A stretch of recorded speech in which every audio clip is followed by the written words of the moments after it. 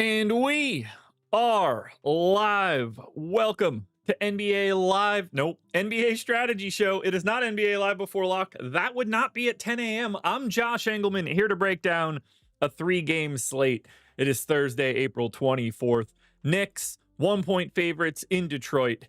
Thunder, 9.5-point favorites in Memphis. Denver, 5-point dogs in LA. That is what we have going on for today. Knicks and Pistons are going to be at 7 o'clock. OKC and Memphis is at 9:30. Denver and the Clippers is at 10. So hit that like button as you get in the door. Subscribe to the channel. Hit the notification bell so you know when everything goes live. Follow me on Twitter at Josh Engleman. Hope you guys had a good night last night. I got wrecked, man. It did not go well in the DFS streets. Shout out Jimmy Butler's tailbone. Shout out Brandon Pajemski. Shout out Jalen Green, your highest scorer of the day. 61 fantasy points, 35 minutes, 38 real points, 8 made threes, 6 assists, 4 boards, 3 steals. Jaylen Brown was your second highest scorer. Paolo, Alperen Şengün, both really good. But yeah, Jalen Green was the linchpin, the guy you needed, the highest scorer on the slate. Quentin Post was solid off the bench. You know, we ended up seeing him get 24 minutes. Ty Jerome was a bust. KCP was awful. 8 fantasy points in 34 minutes. Steven Adams wasn't great. Who else was mildly popular? I mean, Amin Thompson played 23 minutes. Kuminga finally got back in the game. That was yesterday. Gene Burris said, "Thank you, Josh, for your tips. 2 nights ago, helped me win 1,700. Was 1 point away from tying for first and a share of 10K. Gene, man, good stuff. Good stuff. Love to see it. Okay, so for today, we'll probably treat this one a little different. Now that we're getting deeper into these series, this is game 3 across the board. So I have a lot less to say about like specifics on the slate. I want to take a closer look at some individual players and just like how they've been trending. Should we read into it? Stuff like that. Because I don't have takes left on Jalen Brunson playing 41 minutes. Like, we all know what we're doing here at this point. So right now for the Knicks, 2 guys are in the 30s in ownership. 3 guys are in the teens. Hart and Bridges are both in the 30s. Brunson, Anunoby, and Towns are all in the teens. On FanDuel, Hart is 40. Anunoby is 40. Brunson is 30. Bridges is 20. And Towns is unowned at 9,500. Center only. Probably not super surprising. You know, you have Nikola Jokic on this slate. You've got Ivica Zubac on this slate. You've got Chet Holmgren, Jaren Jackson, Jalen Duren, Isaiah Hartenstein, Zach Edey. We're kind of loaded with centers. But Cat's not getting a lot of love on the FanDuel side. I will say, I think the line on this game should be 2 points bigger, 3 points bigger to the Knicks. I got it at -4. The line is actually -1. But I think it would be more interesting at this point to dig into the Knicks and see, you know, has anybody changed their role as of late? Is anybody playing a little different? Because we already know what to do with the Knicks. You just play the starters. You play Brunson because he's the linchpin of the offense. You play Towns because he's a center and can shoot. And then you cross your fingers and you hope that you pick the right wing between Bridges, Hart, and Anunoby. We know what to do with the Knicks. So I want to look through some of the things the Knicks guys do and see if we should read into it at all. For example, like here's the usage rate for Karl Anthony Towns. Obviously, it peaked right here in March. This was the stretch with Jalen Brunson out. And then it leveled back off. Here are some of the things that I think are interesting about Karl Anthony Towns. This is Karl Anthony Towns' offensive rebounding rate from the beginning of the season through the end of the season. And you can see, started off high. He was in this like 10% offensive rebounding rate range. And as you can see, it's just slowly been tapering off throughout the rest of the season to the point now where his rolling average is like 7 or 8. It looks a little bit more like it did for Minnesota when he was playing more at the 4 than it did when he was at the 5. So, you've got Mitchell Robinson back now, which means Towns is playing a couple minutes alongside of him. When he does that, he's further away from the hoop. He's getting less offensive rebounds. I think that makes sense. Defensive rebounds, they've also trickled down a bit. He was mid-30s at the beginning of the season, and he's stabilized now around 30%. So if you're looking at the season rates for someone like Towns, the offensive and defensive rebounding rates do look a little high in comparison to what we're used to.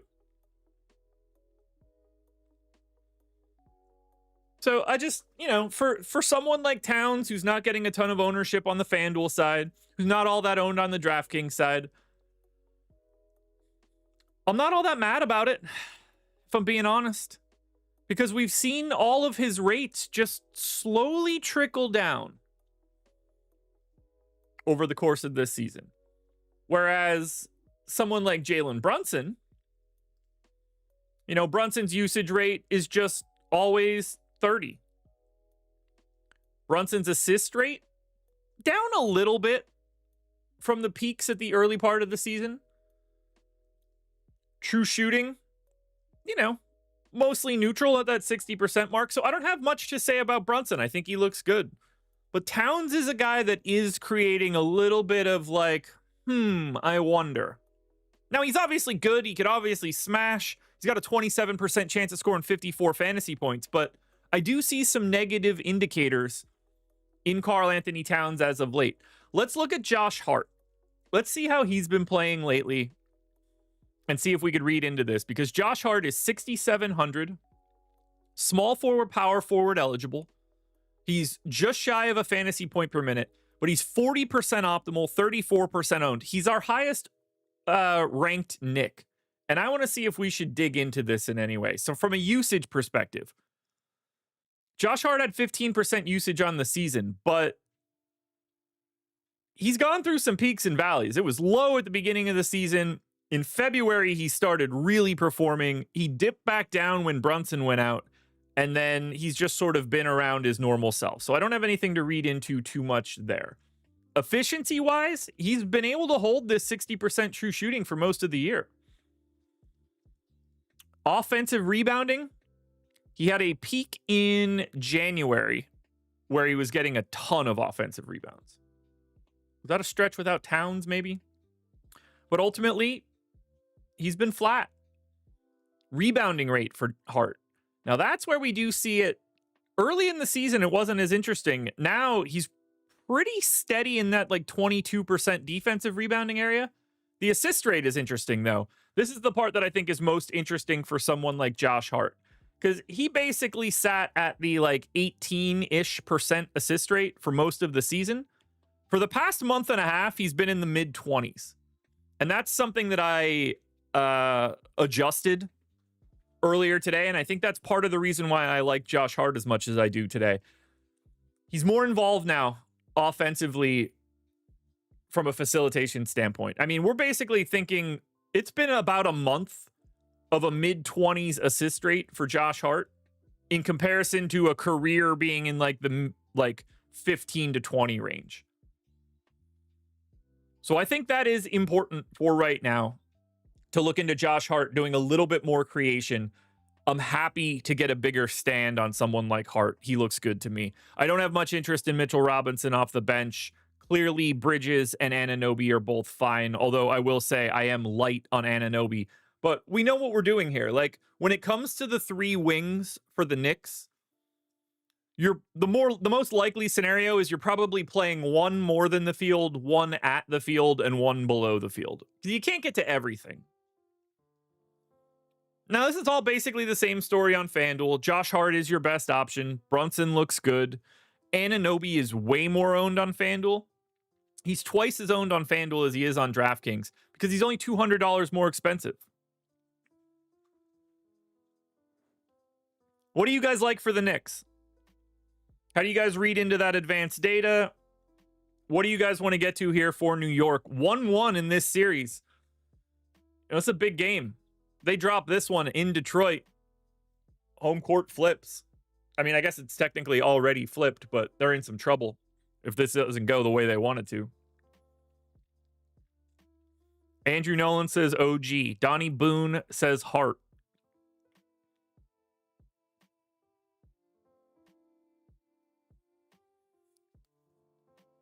I find those guys so difficult to sift through, but I'm leaning Hart. I'm leaning Hart.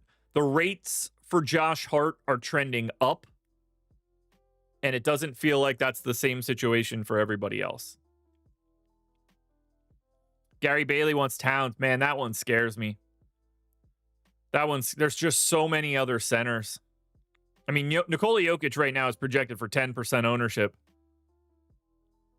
Steven wants Brunson. Quentin Kennedy says no Hart for 7K. Okay.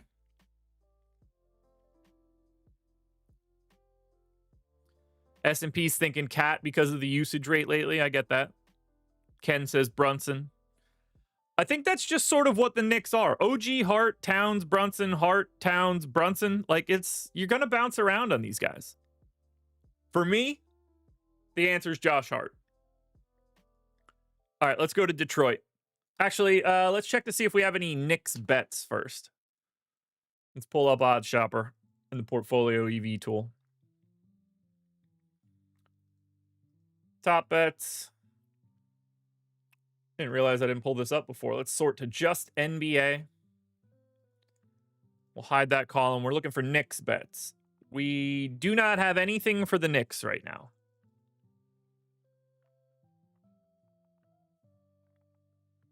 DC, no, not really. All right, for the Pistons, we're seeing close to 40% ownership coming into Asar Thompson, close to 30 on Tobias Harris, 20 for Schroeder and Cade, 10 for Stewart, Beasley, Hardaway.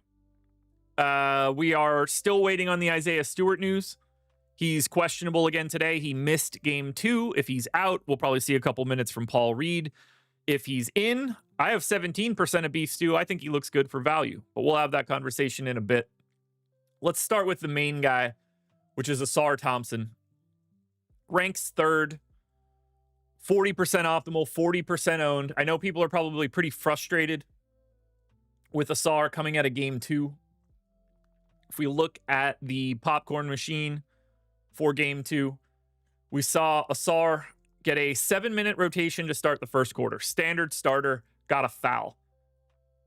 Played the final second of the first quarter, so that doesn't matter. But when he came back in the second quarter, picked up another foul, and essentially missed the rest of the quarter. So we saw him lose about 3 minutes in the second quarter.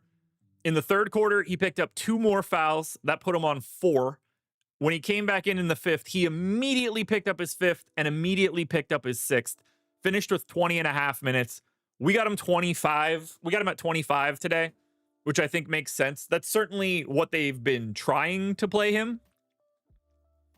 So I think Asar Thompson is very clearly your best play from Detroit. He's in 50% of my lineups. He's a fantasy point per minute guy. There's no doubt in my mind that my most exposed play today from Detroit will be Asar Thompson. I don't care at all what happened in the first 2 games. It's Asar Thompson.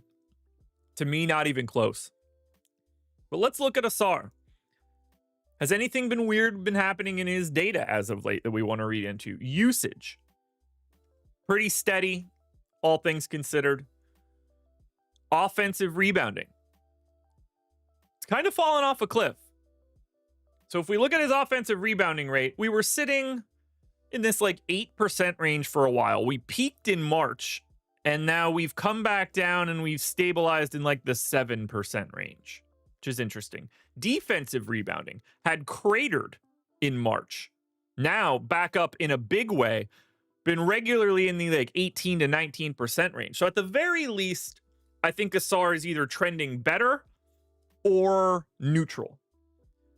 We just have to stay out of foul trouble. 6 fouls in game 2, 5 fouls in game 1.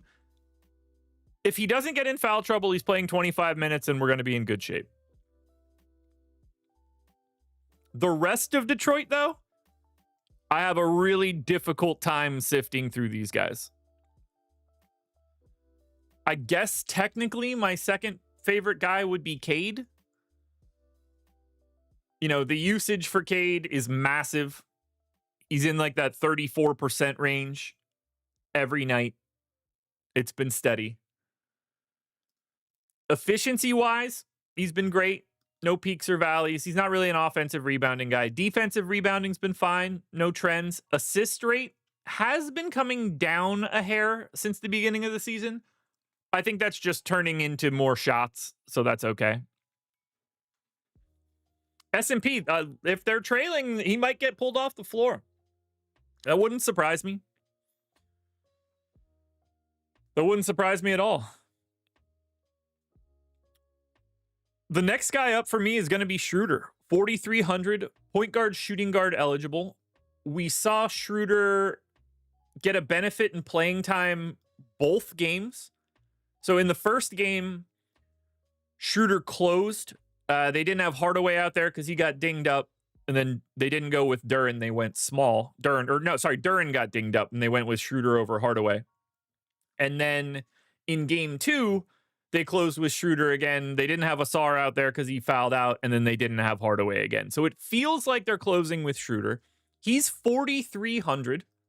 Point guard, shooting guard eligible. 20% optimal, 20% owned, 20% of my lineups. Now, obviously, he's had a bit of a journey this year between Golden State, Brooklyn, and Detroit. What we can do, though, is try to read into Dennis Schroeder at least a little bit. Usage rate has been coming down. We're talking about a guy that's normally in like the just over 20 range, and he's been like a little bit under it, which not surprising to me. It's more Cade.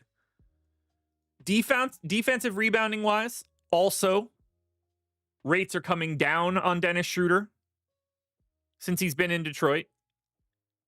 Assist rate is going to be the interesting one. Look at this. So Schroeder, 28% over the past 2 years, 25 and 26 in the past. Let's say somewhere in that 26% range, which is fine where he started. That has fallen off a cliff now. Rolling average assist rate for Schroeder, 17%, even around 20 lately, which doesn't surprise me. He's just not handling the ball as much because Cade Cunningham exists. That said, if he's going to be closing and playing 24 minutes, I think Dennis Schroeder looks pretty good. I got a tough time going to Malik Beasley at 5,100. I got a tough time wanting to go to Tim Hardaway at 3,800, and I think we're projecting him pretty optimistically. Jalen Duren would be the guy that needs a conversation. Obviously, if Isaiah Stewart is out, we feel a lot better about Jalen Duren's minutes. Duren's another guy that we're really just trying to keep out of foul trouble. His usage rate has been starting to crater, which doesn't surprise me in the playoffs. Offensive rebounding has been fine. Defensive rebounding has been fine. Block rate has been fine.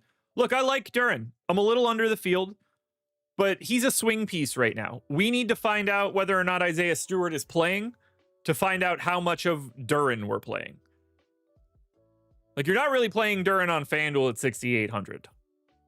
But you want to play Beef Stew across both sites if he's available. 1, he's a better defensive player than Jalen Duren. I think they want to use him. 2, he can stretch the floor a little bit more. So if Beef Stew is healthy, I do like him as a value play. But I'm having a lot of trouble wanting to get to like Beasley or Hardaway. Schroeder's okay on FanDuel. If I'm ranking these guys, I have 3.5 priorities. Asar Thompson is a big priority. Dennis Schroeder and Cade Cunningham both look like they should be in about 20% of lineups. And then I have at least a little bit of interest in Isaiah Stewart if he happens to be in.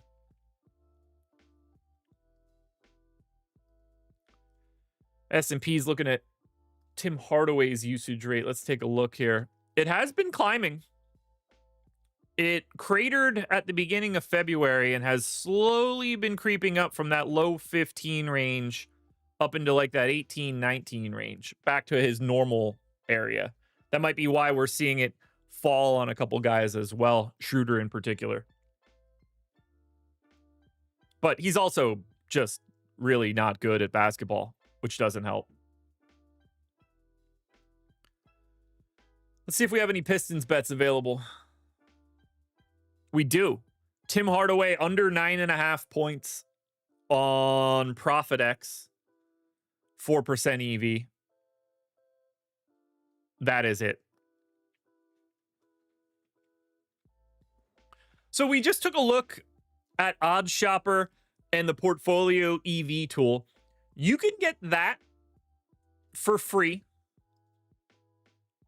for a week by clicking the link in the description of this video. Now, if you do that, I want you to do this. Promo code is Jorge. Jorge. The promo code is Jorge. Shout out to Jorge, regular in chat. Picked up a 50K win a couple days ago on the baseball side. And what he wanted to do was gift 5 MLB Sims Max subscriptions. So 5 separate individual month subs to our MLB package. What you have to do, click the link in the description, sign up for the Portfolio EV tool using the promo code Jorge. It's a 7-day free trial. You take a market-based approach to beating the books. You get expected value and win rates, mass bets, parlay builders, odds boost calculators, pick'em sites, and more.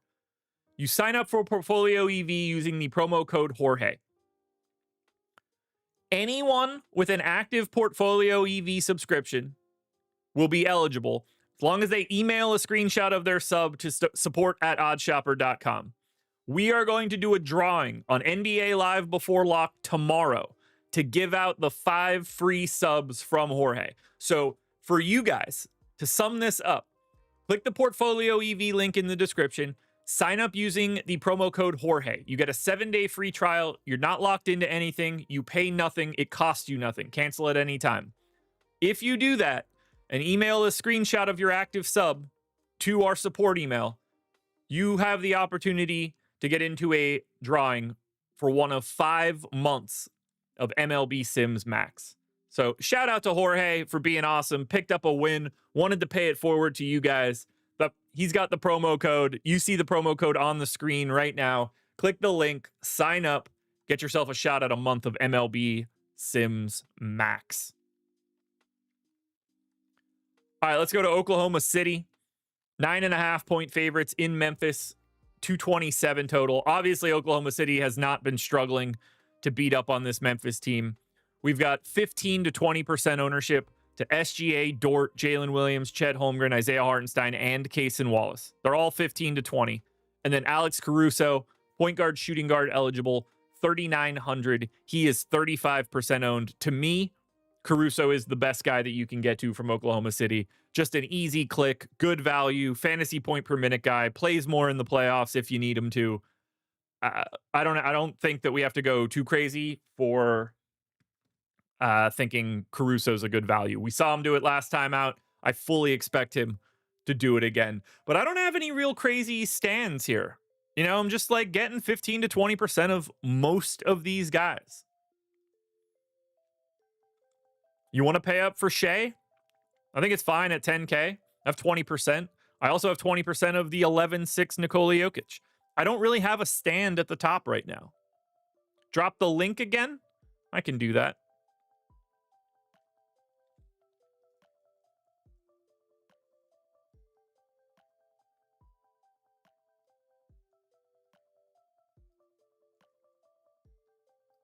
Oh, perfect.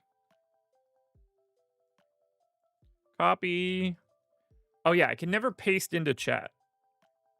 It's always really annoying. Oh, Haqueta Lopez. The link from Nightbot for the 7-day free trial is the link that's there. That's the one you want. 7-day free trial of Portfolio EV right above your thank you message. So yeah, I don't have an individual from Oklahoma City that I want to go crazy for today. I'm happy to get a little bit of anybody. I figure it's probably in our best interest to look through a couple of these guys, see how they've been trending. Jalen Williams, for example. Usage rate doesn't move. Assist rate, though, down a bit. We're talking about a guy with a 23% assist rate on the season. It has trended to like 20% as of late. So distributing a little bit less than normal. Rebounding pretty much the same. Let's look at Chet. Obviously, Chet has been in and out this year, missed a giant chunk of time. Usage hasn't really moved around. Defensive rebounding hasn't really moved around. Offensive rebounding. Let's have a conversation here. So last season, Chet played every single game. He was a 6% offensive rebounding rate guy. He was at 6.3% again this year. But look at what's happened. I wonder if we can figure out why his offensive rebounding rate went from 6% to 4%. Do you guys have any idea? Why is Chet Holmgren over the past month and a half cratered in offensive rebounding rate?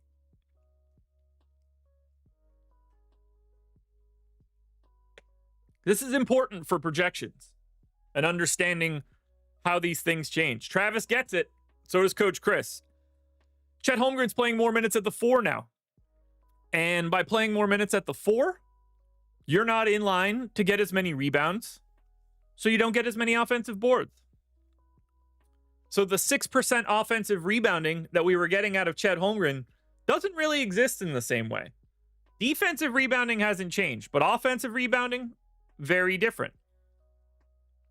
Another one I want to look at, block rate. It is down a little bit. 7.6% this year, 7.2% last year. Kind of in the mid sixes. Again, playing more power forward. Better for his offensive game, not as good for his defensive stats. So something to keep in mind there for Chet. For someone like Shea, he's just awesome all the time. Usage is going to be up in that mid 30s range. Assist rate is going to be right around 30% as well. You're just getting everything out of Shea. If you want to play him, play him. Dort's a completely reasonable value at 4,600 given his positionality. If we look at these guys on FanDuel, for the most part, it's the same thing other than SGA at 10-2 is the primary pay-up option on the FanDuel side. 57% optimal, 53% owned. If you're getting to something on the FanDuel side as a priority, it's absolutely SGA. You're getting that 30% ownership to Jalen Williams and Caruso, which makes sense. And then you're getting the 15 to Dort, Chet, and Wallace. So it's pretty similar across both sites, other than SGA is just way better on the FanDuel end. Let's see if we have any OKC bets.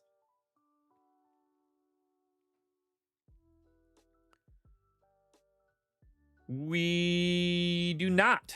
Nothing out there for Oklahoma City on portfolio EV right now. But if I'm ranking the Thunder guys on DraftKings, it's Caruso, it's Shea, and then it's Isaiah Hartenstein for me. Oh, yeah, maybe we should look at one thing for Shea. S&P, look at this. Because this stood out to me. This season, 64% true shooting for SGA. Last year, 64% true shooting. 63 the year before that. However, look at the efficiency on SGA lately. Is he hurt? Is he tired? Did they just not care as much down the stretch? I don't know. But we're talking about a guy that was 63 or 64% true shooting the entire year. And now at the end of March, we're slowly creeping back down and he's losing a little bit of efficiency. I'm clearly not reading into that. I'm not worried about it. It's SGA, but it is something I'm going to pay attention to because the efficiency has taken a pretty big hit over the last month. Did he tweak something? Is it just random? I don't know. But let's keep an eye on that one for the rest of the year. Let's go to Memphis. Now, Grizzlies are obviously down 2-0.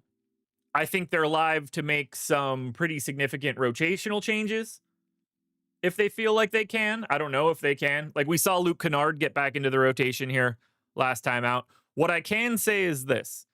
The Memphis Grizzlies are the team you're going to. 198% owned. They're the most owned team on the slate.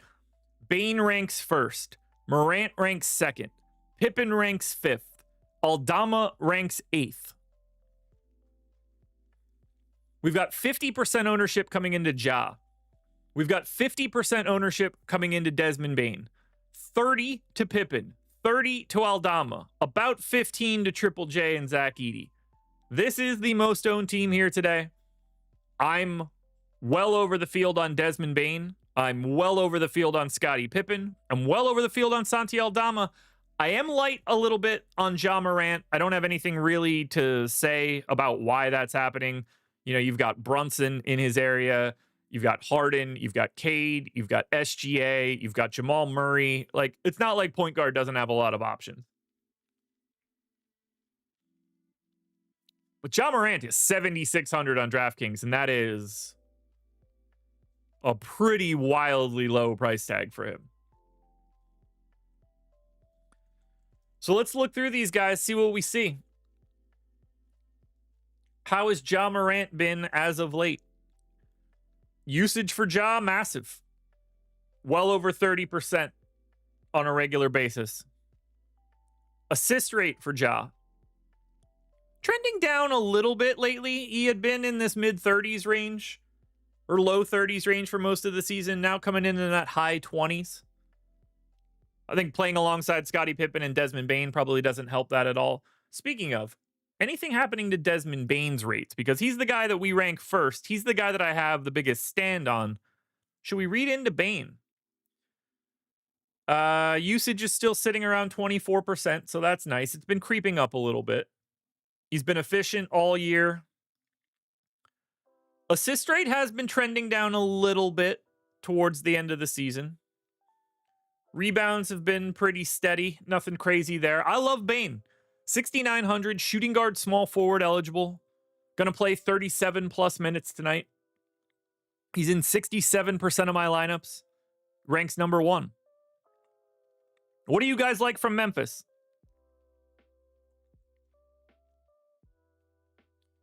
What do you guys like from Memphis? Because I'm digging Aldama, Pippen, and Bane. Pippen's an interesting one. They seem to just have to rely on him right now. I mean, he's had a hell of a journey, ups and downs throughout this season. Assist rate for Scottie Pippen has been trending down, though. With him playing alongside Morant as much, we're talking about a guy that's normally around like 28%. He's been more like 20% over the past 2 weeks. Just in case you're worried about Scottie Pippen.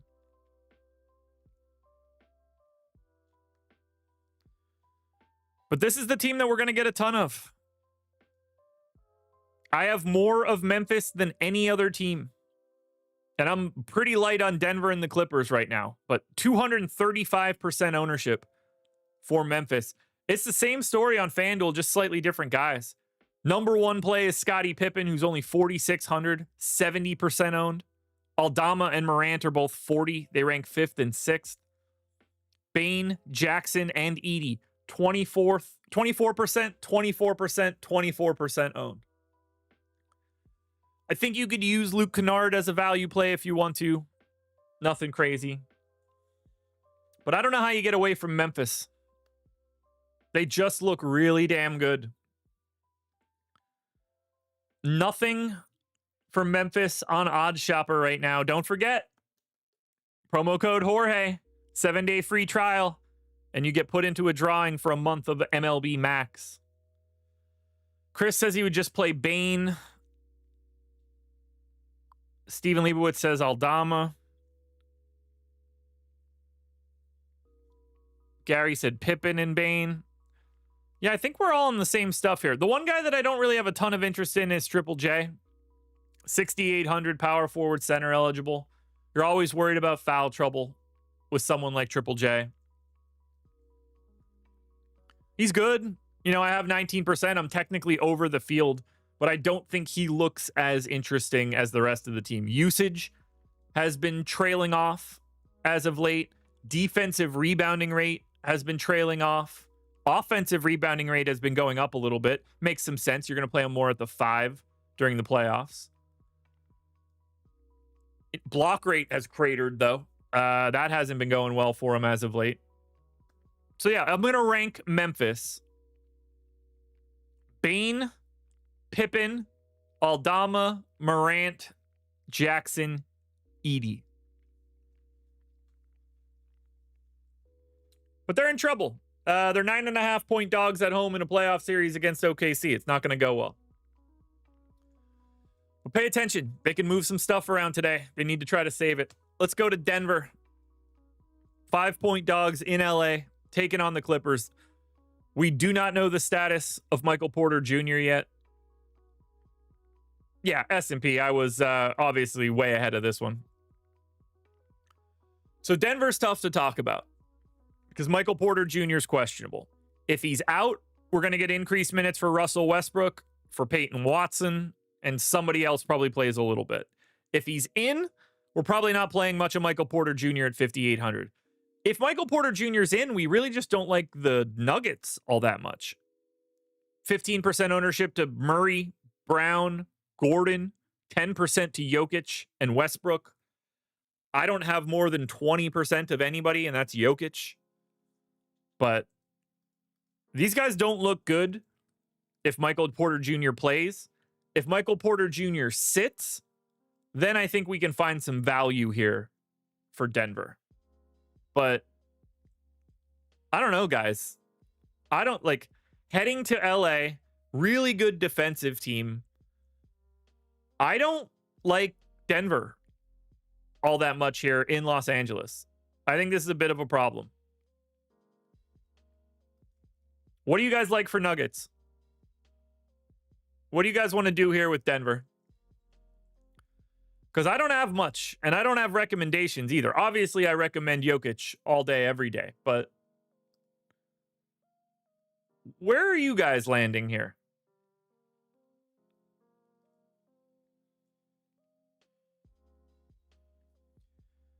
Jokic.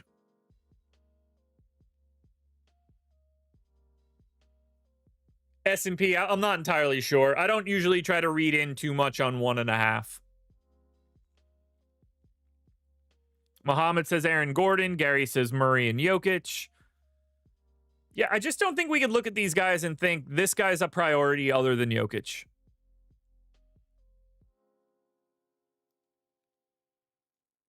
Because, like, you don't want to play Westbrook unless you know Porter is out. Otherwise, I think that becomes a real problem. If Porter ends up out, then like $3,300 Peyton Watson is going to be a priority value option. But honestly, I want Michael Porter Jr. to play. I don't want to get to this Denver trash. I don't want Peyton Watson. I don't want to get to Westbrook in the playoffs. So we need to pay attention to Denver. This is the one spot where we don't know the deal. We might have crazy late swaps. If we're lucky and we get the Porter Jr. news before the OKC Memphis game tips off, that would be really helpful. But ultimately, we just need to wait it out. We've got under 1.5 threes for Denver, or for Jokic, 6% EV on NoVig. That's the only Denver bet we have out there. On the FanDuel side for Denver, it's basically the same story. 25% ownership to Murray and Gordon, 10% to Jokic and Brown, nothing else to anybody else. You might go to Watson or Westbrook if Michael Porter Jr. ends up out.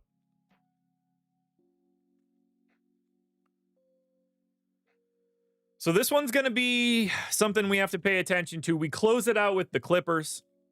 Favorites at home. Only guys getting any sort of love is the starters. 25% ownership to Harden and Zubats, 15 to Dunn, Powell, and Leonard, and about 5 to Batum, Jones, and Bogdanovich. On the FanDuel side, they're way more owned. Norm Powell's 40%. Zubats is 30. Harden and Kawhi are 25. Chris Dunn is 10. There is one guy I want to look at here for the Clippers because I'm quite confident nobody's been paying attention to him like this. Norm Powell obviously got off to a massive start at the beginning of the season. Norm Powell, 25.5% usage rate on the season. That stands out, right? Well, for the beginning of the season when there was no Kawhi, it was like 27 or 28. Now, since he's come back in mid-March, Norm Powell's usage rate is around 20. So not involved in the offense in the same way he had been previously. With Kawhi Leonard here now, Norm Powell is not as involved, and his usage has taken a pretty dramatic hit. As Norm Powell is someone that doesn't really do much otherwise, he has become pretty uninteresting to me from a DFS perspective. What's really interesting is he's even become less efficient. You would think if he was just taking better shots, maybe his efficiency would go up. That hasn't even happened. So right now, my biggest stand on the Clippers is Ivica Zubac, and I'm cool with that. Heading back home, so you get out of elevation. His gas tank is just gonna feel a little bit better. 7,900 center only, playing as many minutes as he can. 27% optimal, 28% owned, 1.17 fantasy points per minute. My most exposed Clipper is Ivica Zubac. After that, though, only guy I got in double digits is Chris Dunn. Single digits of Harden, single digits of Powell, single digits of Leonard. I can't expect Kawhi Leonard to make every shot he takes like he did in game 2. I don't mind not getting to Harden in the playoffs. I'm not a huge believer in him right now. And then I just got done talking about Norm Powell. So for me, it's Zoo and Dunn and nothing else. Now, Norm Powell looks much better on FanDuel. He's $400 cheaper. Kawhi gets the MPE, only at a slightly increased price tag.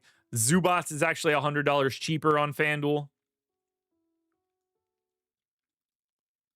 So I think that's where we stand for the Clippers. Hope you guys enjoyed the way that I went through this. I think it's important to take a look at the way some of these guys are playing. Let's build some lineups and get out of here. Single lineup sim. DraftKings first. The goal is 60% ROI. Here we go. All right. If I'm taking a pay up option, I have one of two choices. And in this case, it feels like the choice is going to be Shai Gilgeous-Alexander. I'm going to try to also get Jalen Brunson. Scottie Pippen Jr. goes in at shooting guard. Josh Hart goes in at small forward. Mikal Bridges goes in at forward. We auto-complete with Asar Thompson, Isaiah Stewart, and Isaiah Hartenstein. Spend all the salary. 60%. 60%. 60%.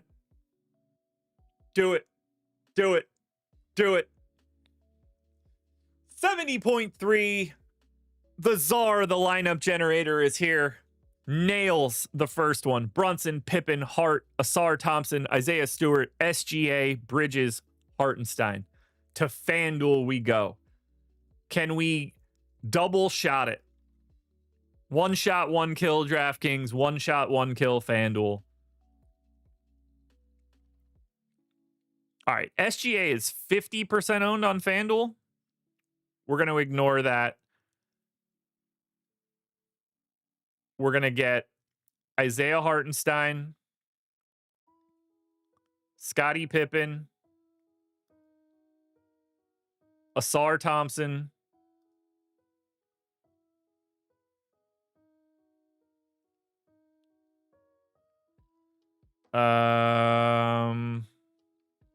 Jamal Murray. Need a power forward. Let's go Josh Hart. Now I'm going to get one more guy. Who's the best guy I can get in here right now? Non-center edition. It's either going to be Brunson or Cade. Brunson 27% owned. Cade 20. Cade $1,100 more expensive. Let's get Cade. We complete the lineup with Norm Powell, Asar Thompson, and Tobias Harris. 60%. I mean, this one's going to be good. This is going to be 67.4, and I knocked them both out of the park to start. 15-9. All right, back to the drawing board. So Isaiah Hartenstein was not the answer at center. Now I'm going to go to Jokic. I don't know if I have the value to do that, but we're going to find out if we do. So then we're going to need Scottie Pippen. We're going to need Asar Thompson. We're going to need Norm Powell. We're going to need Tobias Harris. Next best value option remaining is Santi Aldama at power forward. If I complete with SGA, Cason Wallace, and Norm Powell. So this gets Jokic and SGA. Okay. Here we go. Going big. 23. All right, let's get SGA out of there. Let's get Wallace out of there. Let's get Jalen Williams out of there. Let's get Santi Aldama out of there. And instead of SGA at point guard, I'm going to go with Jalen Brunson. And if I do that, then I get Christian Brown, Jalen Williams, Santi Aldama. 60% for the win. 17. Oof. Well, guys, here's the schedule for the rest of the day. MLB strategy show coming up next at 11 a.m. NHL strategy show at 2 p.m. Greg and Eric will be on NBA Live Before Lock at 6 p.m. Greg will be solo on playback tonight at 7 p.m. Good luck, everybody. Enjoy the rest of your day. Contenders to come out shortly. Have some fun on this lovely 3-gamer, and I'll talk to you later.